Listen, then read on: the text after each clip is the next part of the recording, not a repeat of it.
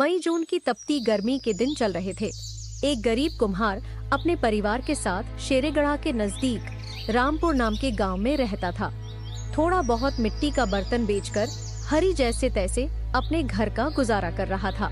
रामपुर गांव में गर्मियों का मौसम अपने चरम पर था। चारों तरफ सूखे पेड़ और फटी धरती दिखाई दे रही थी। हरी अपनी पत्नी सोनम के साथ एक छोटी सी झोपड़ी में रहता था। उनके घर में बिजली नहीं थी और गर्मी से बचने का कोई साधन भी नहीं था।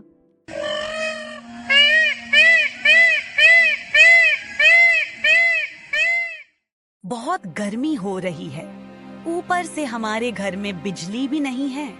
कहीं से बिजली का इंतजाम कीजिए ना, अब गुजारा नहीं होता इस गर्मी में। गर्मी तो सच में बहुत ज्यादा पड़ रही है, बर्दाश्त ही नहीं होता है। मैं देखता हूँ, अगर कुछ हो पाया तो मैं जरूर करूँगा। अभी मैं इन मटकों को बेचने जा रहा हूँ। इतना कहकर हरी अपने मटके को लेकर निकल जाता है और हर दिन की तरह बाजार में बैठकर मटके बेचना शुरू कर देता है। मटके ले लो मटके, मिट्टी का सुंदर सुंदर मटके। अरे ये मिट्टी का मटके कितने में दे रहे हो? मात्र 20 रुपए में मिट्टी का मटके। मटके ले लो मटके, बस 20 रुपए में मटके। सुंदर सुंदर मिट्टी का मटके ले लो। और हरी सारे मटके को बेचकर अपने घर की ओर चल देते। पर बहुत ज्यादा गर्मी होने की वजह से उसे पैदल चलना बहुत ही ज्यादा मुश्किल हो रहा था, जिस वजह से हरी थोड़ी देर पास में लगे एक पेड़ के नीचे आराम से 2 पल बैठ जाता है। तभी हरी का अपना दोस्त मोहन उसी पेड़ के नीचे बैठा था। हरी उससे बोलता है, मोहन भाई, इस बार तो गर्मी बहुत ही ज्यादा बढ़ रही है। सच में ऐसा लग रहा है कि सूरज हमारी जान ही चूस लेगा।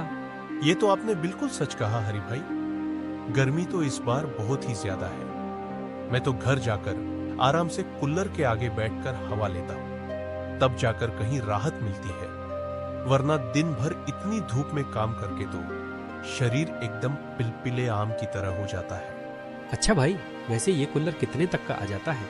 मैंने तो पिछले साल 15,000 का लिया था, लेकिन हवा एकदम ठंडी ठंडी देता है। मजा आ जाता है भाई उसके आगे बैठकर। मैं भी सोच रहा था भाई कि अपनी बीवी के लिए और अपने लिए एक कूलर ले लूं, पर इतने पैसे ही नहीं है मेरे पास। अब भाई काम की चीज तो महंगी ही आती है। एक बार पैसा लगाओ तो सालों साल चलती है। बात तो सही है, पर सालों साल लेने के लिए पैसा भी तो चाहिए ना। हाँ, बात तो सारी पैसों की है भाई। पैसा तो हर चीज में लगता है, पर सिर्फ कूलर लेकर क्या करेगा तू? तेरे घर में तो बिजली भी नहीं है। हाँ ये तो है, कूलर कौन सा प्रकृति का हवा से चल जाएगा। कूलर के साथ साथ बिजली भी तो चाहिए। तो तू एक काम कर, किसी के यहाँ से टाका लगा ले तार का, और फिर बिजली ले अपने घर पर। रात को जब सब सो जाते हैं तो टाका लगा लिया करना, और सुबह जल्दी उठकर टाका हटा दिया करना। किसी को क्या पता चल रहा है, कम से कम रात तो ठीक से गुजर जाएगी। ऐसे ही हरी और मोहन काफी सारी बातें करते हैं, जिसके बाद दोनों अपने अपने घर की ओर चल देते हैं। कड़कड़ाती धूप में चलते चलते हरी की हालत बहुत खराब हो जाती है। जैसे ही वो थका हुआ घर जाता है तो घर में उसे और भी ज्यादा घुटन महसूस होती है, क्योंकि उनके घर पर कोई पक्के छत तो थी ही नहीं। बस छत के नाम पर उन्होंने घास फूस रखा हुआ था, जो गर्मी की वजह से बहुत अधिक तप रहा था, और कमरा किसी तंदूरी से कम तो बिल्कुल नहीं लग रहा था।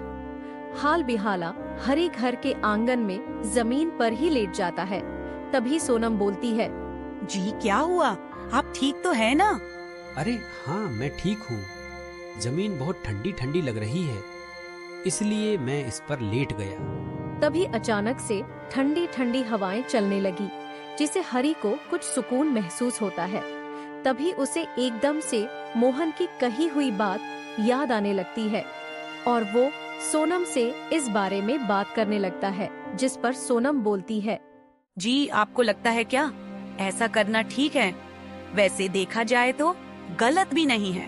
रात को हम भी सुकून से सो पाएंगे, और सुबह होते ही हम टाका हटा दिया करेंगे। चलो ठीक है, मैं करता हूँ इसका भी कुछ। सबसे पहले मैं भंगार की दुकान से पुराना पंखा ले आता हूँ।